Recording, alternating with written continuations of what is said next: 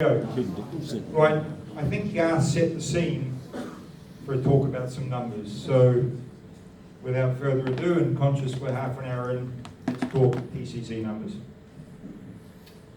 My name's John Robson. I was a councillor from 2013 to 2016, 2018 to 2019, and 2019 until the council I was part of was replaced by the Commission.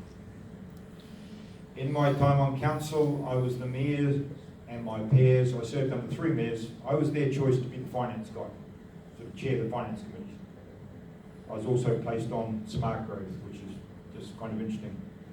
Before I was a councillor, I was retired. I retired in 2000. I retired in the last year of last century. And between being a councillor, I went back to being retired. Depending on what happens in this election, I'll either be a councillor or I'll be back to being retired again. Before I retired, in the last year of last century, I was a management consultant. I had good fortune to get a job at the age of 28 in 1988, and I retired at 40. And part of that work, took membership of the Market Research Society. I know a little bit about research, numbers, analysis, strategy.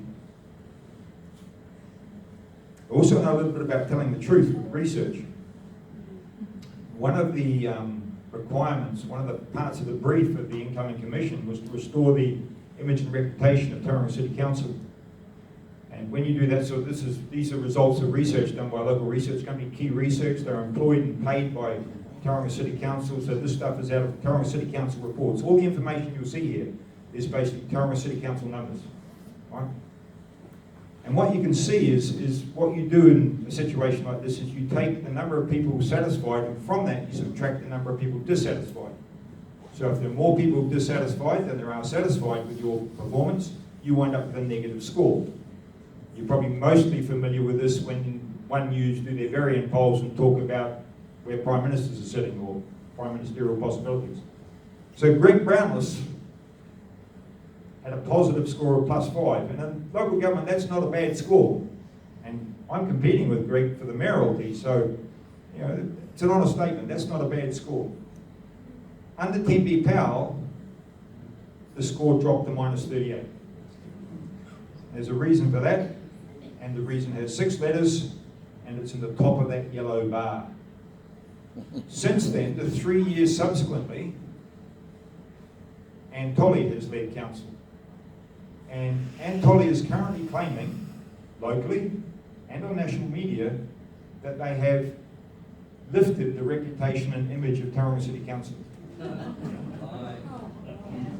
Don't believe everything that you hear on national media, because the evidence doesn't support the claim. Unconsulted. The current long-term plan was not consulted on. The plan that was consulted on, the draft, is very different to the current plan. The plan that was consulted on had an increase in rates requirement over 10 years of 76%. The plan that was approved had an increase in the rates requirement of 164%. The plan that was consulted on had no 3 waters component. The plan that was approved had a 3 waters component. The plan that was consulted on had the #1 roading project in Tauranga front and centre, top of the list, nearly $300 million in funding in the consulted plan. But the plan the Commission's approved kicked the most important roading project in Tauranga into the next decade. They prioritised their museum, their library, their swimming pool, all the things on that work plan that Garth referred to, wanted by the developers. They prioritised that over the most important road project in the sub-region. The plan that was approved was not consulted on. The plan that was consulted on wasn't the plan you wound up with. So, the plan we wound up with, let's talk about debt. And Glenn Crowther, who's sitting over there, and I saw him handing out some flyers, but I imagine he ran out pretty quickly because he probably didn't anticipate the crowd. This is work that was done by Glenn Crowther when he was Chief Executive and various other things at Sustainable Bay of Plenty Charitable Trust.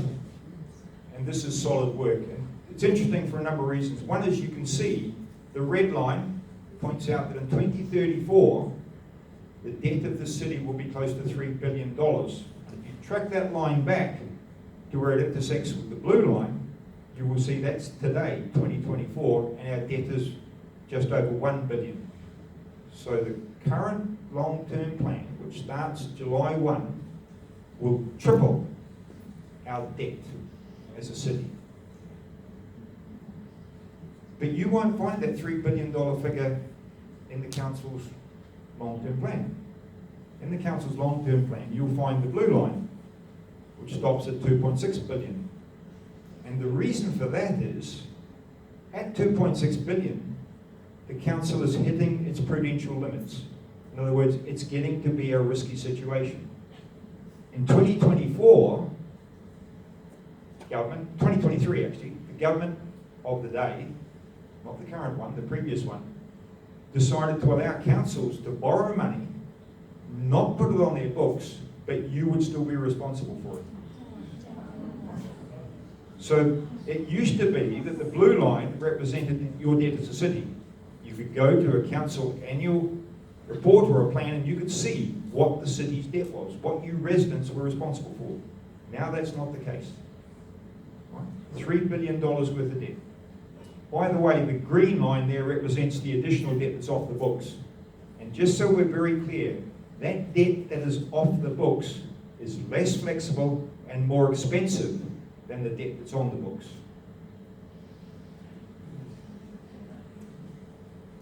When we talk about $3 billion, it's sort of a figure that most people aren't familiar with. It's hard to scale it. So what I've done here is taken the debt for various cities in 2034 and divided it by the number of people in that city in 2034. And you'll see, the observant of you will notice that Tauranga appears twice. The blue Tauranga is the debt that they show in their long-term plan. And what you can see is compared to the other major cities in New Zealand, the debt per person in Tauranga is 20% higher than any other city in New Zealand. Double sum. If we add in the IFF funding, Tauranga's debt is now 40% higher than the next most indebted city in New Zealand. Wow. And this is where the works program that Garth referred to is starting to show.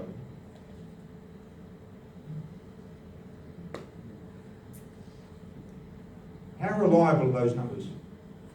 How much can you put faith in those numbers?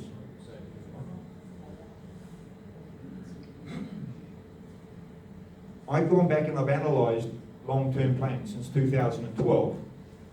And every 3 years you do another long-term plan. And what there's a pattern of is every 3 years, the number they say they're going to spend in whatever year it is actually increases. As you go through time, it increases all the time. Over 9 years, it always increases. The smallest increase I've found over any 3 long-term plan periods is 48%. It always is bigger. In other words, the plans always understate what the debt will be. Always understate over a 9-year period what the debt will be. 48%. So I'm pretty comfortable saying that if you've got a problem with that, it's almost certain to be worse, because that's what history shows. Now, why? Why do they get these numbers so wrong? Well, maybe it's to do with project budgeting. In 2020, the elected council was told that to do the Cameron Road project, which everyone in Tauranga is so grateful for and so enjoyed the creation of, to do that project was going to cost $85 million. And in 2024, the numbers in circulation say that the first stage, which that council was told was going to cost $40 million, is already 110 plus. And the second stage, which council was told in 2020 was going to cost 45, we're now looking at 220 plus. So that budget has gone effectively from 85 million to north of $1/3 billion. So maybe that's the problem with Tauranga City Council. Maybe they're not very good at getting their budgets right, and that's why the debt's always higher than they plan it to be. Here's another possible reason. In the Local Government Act, it encourages councils, it actually says you should do a balanced budget.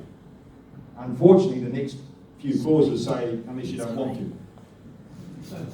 It's a bit unfortunate for people at Tauranga, because here in Tauranga, this financial year, your commission instructed or signed off your chief executive running a deficit budget. So basically that they would spend $50 million more than they would bring in. The operating expense will exceed operating revenue by $50 million. That's bad enough, because the way you cover overspend is through debt. But sadly, if you look at the last Strategy, Finance and Risk report for the 9 months into this financial year, it looks like they're going to overspend by 80 million. Now that should be a headline in the Bay of Plenty Times, but it's public information. But what do we get from the Bay of Plenty Times? Crickets. That $30 million has to go somewhere, and yet you've got it goes on debt. So this could be another reason why, over time, debt is always worse than the plan suggests it's going to be. There's a third possible reason. I call this policy implementation. When I first got on council in 2013, the then mayor at the time, Stuart Crosby, and you know, it makes me smile to think that, you know, I actually want Stuart back compared to what we've had.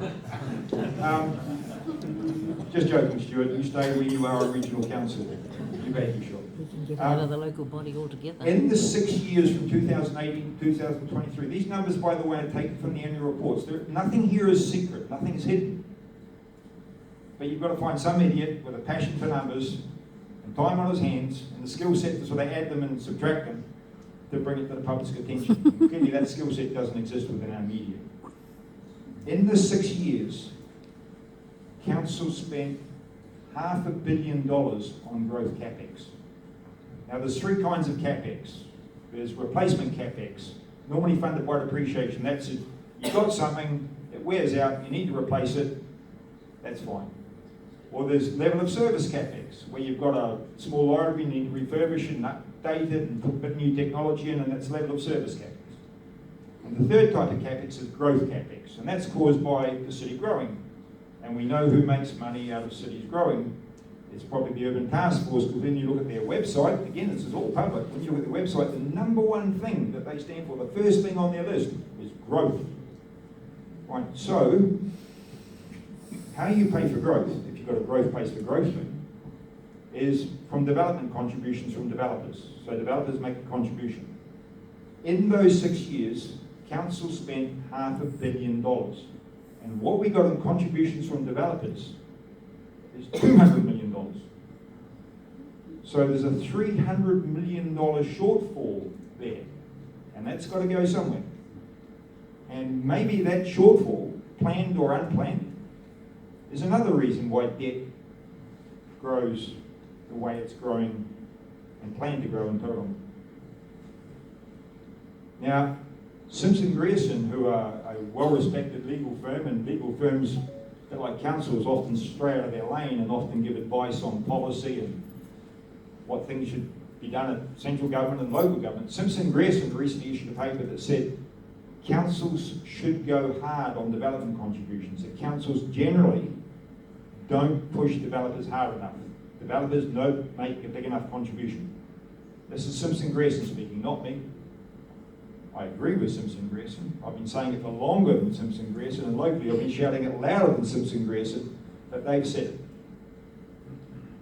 So, have the commissioners been listening? Remember, those 6 years, contributions, 40% of capex. Here's the plan going forward. The red line is growth capex in your current, starting July 1, long-term plan. The green line is development contributions, financial contributions, out of the long-term plan. Yes, you guessed it. And I see, yes, I saw you added all the numbers up, you know exactly what. There's over $1.8 billion of growth capex across that red line. And that green line accounts for just over 20% of it. Last 6 years, 40% of growth capex recovered via contributions. Next 10 years, just over 20%. That difference between 1.8 billion and 350, call it 1.4 billion, I would say that's 1.4 billion good reasons why poor Adams paid for the cocktails at the leaving do for the commission. 1.4 billion good reasons for poor Adams to pay for the cocktails. But Paul didn't pay. You were paying. Yeah. You were paying. You didn't get an invite. As a matter of fact, council won't even tell you who was there. The story is in today's Bay of Plenty Times. And I'm pretty quick to come down hard on the Bay of Plenty Times. But fair play to the Bay of Plenty Times, they were invited to attend that cocktail party, but were told there would be reporting restrictions. They were told there would be reporting restrictions, so they declined the invitation. There is some integrity left in some part of the media in this country, yeah? And we should applaud that. Okay, that's dead. It doesn't get any better, folks, but it doesn't go much longer. It doesn't get much better. It doesn't get any better. It doesn't go much longer. The rates requirement. Rates requirement is how much rates the city plans to take from you. In 2024, this year, this financial year, they took $291 million in rates from the city. In 2034, they plan to take about $770 million. That's quite a steep increase. And some people are having trouble getting their head around this growth, the size of it. Because when you look at it, it's quite frightening. And some people, numbers don't come naturally to. Particularly, there was a candidate in, I think it's in the ballot, in Arataki candidates recently, who said that the increase was only 67%. 64%. Only 64%, they said. I would suggest, no names, do your own research, but really do not elect people to council who can't count, because counting's pretty important. Well done. To help that person out if they're listening, if they're online, well, you know, they may see something posted, and I'm happy to sit down with them with a coffee. This is how you calculate the number. You take the 770 in 2034, you divide it by the 290 in 2024, and you come up with a figure that's roughly 2.64. You take the one off that, it becomes 1.64. You convert that to percent, that's 164%. What does that mean? It's a bit like the 3 billion figure. What does 164% mean? So let's talk about it. Let's make it real. Oh, before we go another step further, yes, I'm afraid the planning accuracy of Tauranga City Council is a little bit better for rates requirement than it is for debt, but not a lot. The smallest variance I could find on the downside, on the negative, i.e. the rates requirement larger, the smallest I could find was 25%.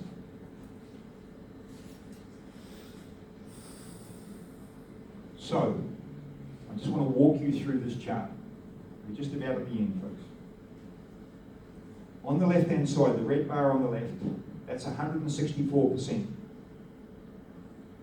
There is a legitimate argument you have to adjust that for growth, because there will be more ratepayers in 2034 than there are in 2024. So on a per ratepayer basis, you need to adjust the increase. So we factor in the growth discount and we come down to 140% increase in rates. And the Commission, fair play, I advocated for this, and I support what they've done in this space, although they have been brutal, but you couldn't have done that with a democracy. They have changed the balance of where they get rates from and brought Tauranga finally into line with other cities. And that change drops the figure another 58%, so it drops down to 126, 27. But then we have to add back in the IFF funding. The off the book stuff, because those two blue figures are the council figures, and we've got the IFF funding. That adds another 5% back on. So we're now into the 130% figure. And then if we correct for the historical understatement, and just put that 25, that's the lowest error they've had. If we correct for that, we go from 164 in the first column to 168 in the last column. And that's why in this advertisement it said your rates will go up 164%, almost certainly more.